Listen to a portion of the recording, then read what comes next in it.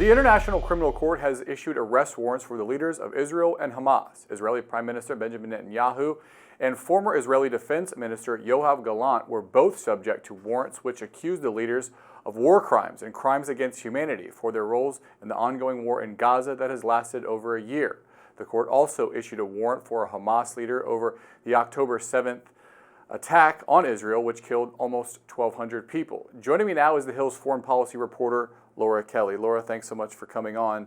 You know, with these ICC warrants, it's not like they're going to go and arrest Netanyahu or likely leaders in Hamas either, but what does it mean kind of on a global scale that they have been issued in the first place? I think immediately it will limit Netanyahu's travel and that of former Defense Minister Gallant, or it will test the countries that they may want to travel to for whether the signatories who are signatories to the ICC will act on that, an arrest warrant. If we kind of take a similar case of the arrest warrant against Russian President Vladimir Putin, he traveled to Mongolia as signatory to the ICC, and they did not arrest him there. But Putin also did not go to South Africa, which is a signatory to the ICC, so he wouldn't risk putting them in a position where they would have to arrest them, because I believe it is South Africa that brought this case against Israel. So that's the one practical measure, but on the other hand, it's a battle between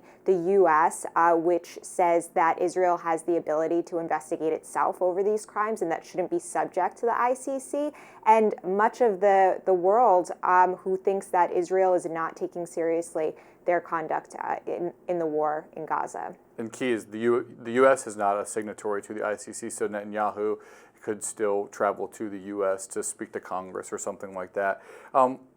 You talked about the further isolation of Israel on the international stage. With the Trump administration coming in, it strikes me that this further kind of takes Israel down the path of being just solely reliant on the U.S. for its international protection. Maybe that's not such a bad thing with the Trump administration coming in, but I think there could be an argument that this is a dangerous road to go down for Israel if it continues to kind of erode support from even its like Western European allies. Israel is isolated in the realm of public opinion on the international stage, but in terms of its military and in terms of the relationships it has with different countries in procuring the means it needs, or even its own export of military hardware, it's not so isolated, and Israel is a rich country.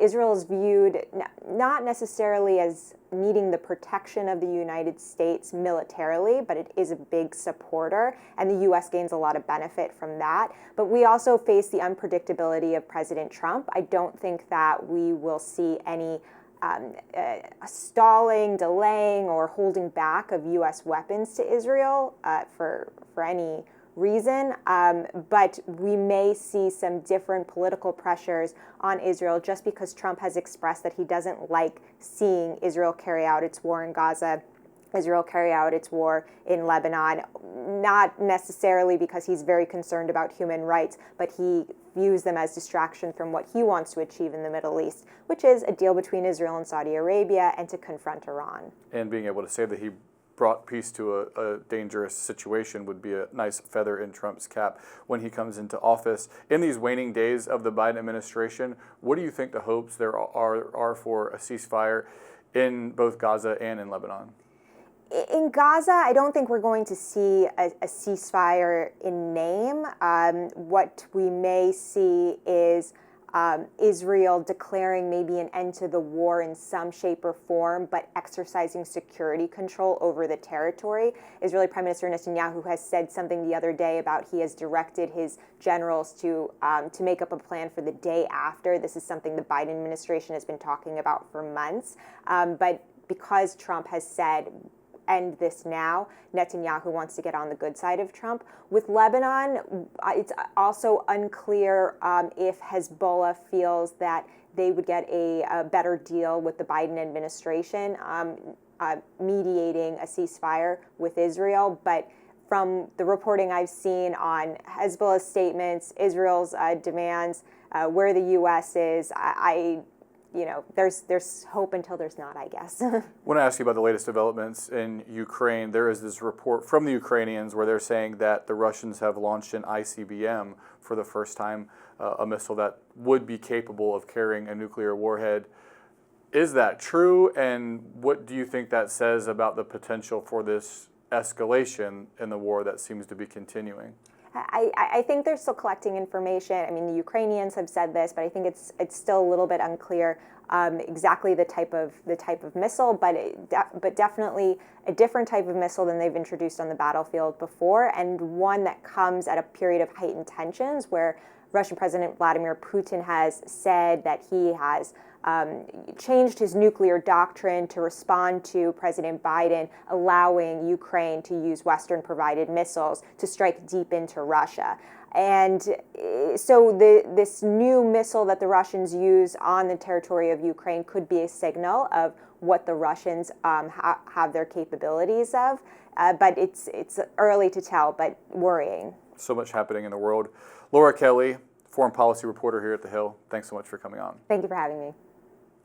The FBI is investigating whether the break-ins and burglaries of homes of sports stars Travis Kelce and Patrick Mahomes are part of a transnational crime ring. NewsNation's Laura Ingle joins us with the latest on the break-ins. Drew, our team started reporting on this group of sophisticated criminals back in the spring who appear to be organized through South American gangs, targeting high-end homes and victims. And now that more names are racking up, the race is on to track this band of thieves down before they strike again. It appears this transnational crime ring has become even more brazen, targeting pro football players Patrick Mahomes and Travis Kelce, breaking into their Kansas City area homes. Now, Mahomes was hit on October 6th, the night before the Kansas City Chiefs had a football game at their home stadium. He would not say publicly if his family was there at the time. Travis Kelce's home, about 15 miles away, was broken into during that home game, but the burglary was not reported until the following morning. Police say $20,000 in cash was stolen. Kelce and his girlfriend Taylor Swift, who was in town for the game, later stayed in a hotel. Most of the homes have alarm systems that are connected to Wi-Fi, and the suspects appear to be jamming the systems before breaking in. Referring to them as gangs kind of brings up a vision of these street gangs. These are not gangs in that sense. These are more organized rings or cells of thieves that are very highly trained. The more sophisticated some of these groups get, they actually become not easier to find, but easier to tie together because they leave a signature, some type of thing that enables them to either defeat a sophisticated security system or to get into a location or a house in a certain way. This video showing thieves in hazmat-style suits shows a break-in near Mahomes and Kelce's home that authorities say is related to the other break-ins. The burglary here is worth over $500,000.